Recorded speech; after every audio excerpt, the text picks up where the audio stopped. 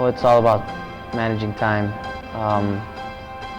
It's hard work though, college and the college sport itself. It does take a lot of commitment, trust within the team and the coaches, and trust within ourselves, making sure that we actually do the right thing on and off season.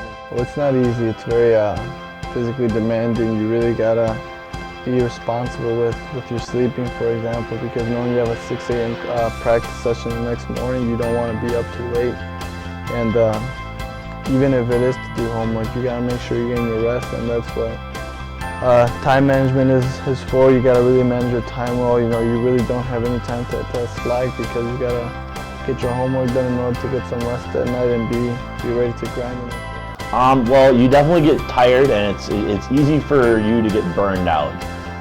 But as athletes, we play sports because we are passionate about them and because we're very driven, hardworking individuals. That's the mark of a good athlete.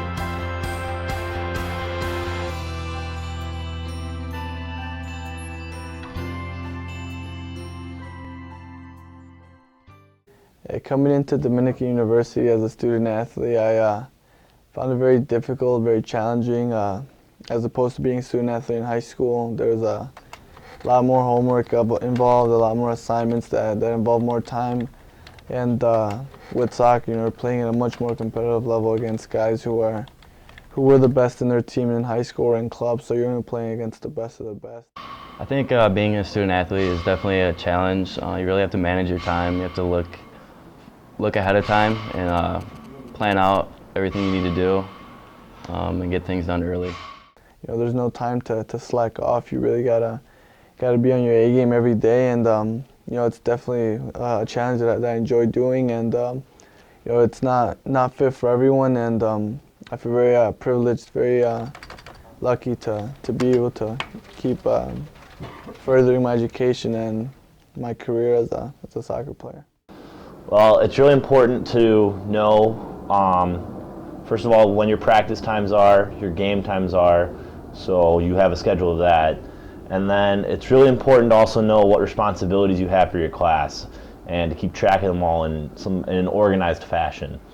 So you can have a schedule, or you can put it right in your planner. You can get your email to remind you, and just keep on top of it all. And then the second thing I'd say is important is making sure that you stay in touch with your professors. You make sure you have a good understanding of what's expected of you in the class. Yeah, there's a definite attitude throughout the entire athletics department where the coaches understand that the priority is first and foremost to being an athlete and success in that endeavor. And then second to that, but also tangential to that, is being successful on the field as well. So the priority is definitely in your academic experience. The coaches understand that as amateur athletes, we have to be able to have marketable skills in our post-curricular endeavors, as well as being able to be successful in our athletic endeavors. So the coaches definitely care, they support you, and they give you tools to help you succeed in the classroom. Something that I really appreciate about the coaching staff was when we'd have one-on-one academic meetings to see our progress with our grades and make sure we're going in the right direction. Really shows that they care. They really want you to do well in the classroom, because that's what we're here for, to get an education. And then soccer is just it's overtime to add to our full-time job, which is being a student. Time management and how to deal with school, soccer, work, and friends. Being a student athlete comes with a lot of responsibilities. One of them being that standard is held very high. Like I said, I mean, it's mentally tough. I mean, it's physically exhausting to a certain extent, but it's all mental. Once you prepare yourself mentally, the rest will just come along. Eating right, sleeping a good amount, managing your time within schoolwork and practice. So it's not that tough if you put your mind to it. You know, I think that's the reason I really enjoy the coaching staff, and like them not just as coaches but as people as well, because they really want to make you not only a better player but a better person in and outside the classroom. They really want you to develop life skills that you'll use in the future. I think the coaches really do focus on your schoolwork. That's the #1 priority throughout the season. We have progress reports we have to get done, and that's really something they focus on.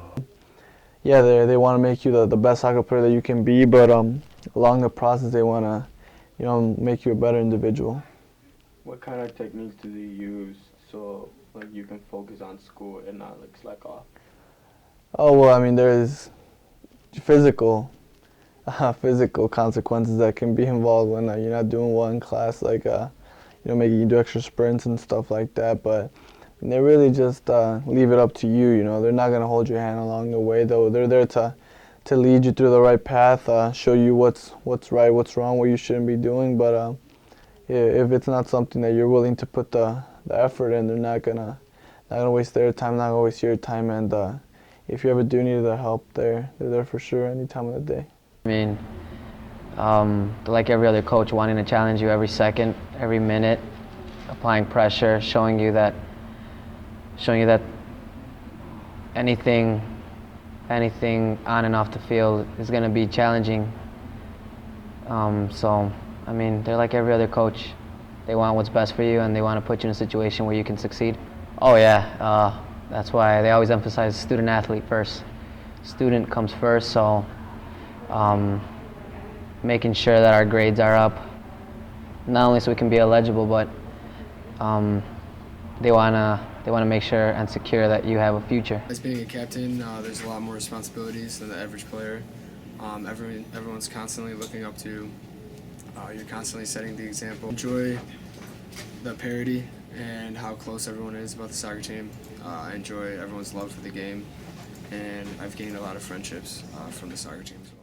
About all the hard work that the previous athletes have put in to get in that position to get those banners. Oh, being a soccer team, my freshman year, we were playing in the second round of the national tournament, and Trent scored a goal in overtime in the upper 90 to put us through to the Sweet 16. That's probably my favorite memory in Dominican soccer by far. Just the elation that followed that was awesome.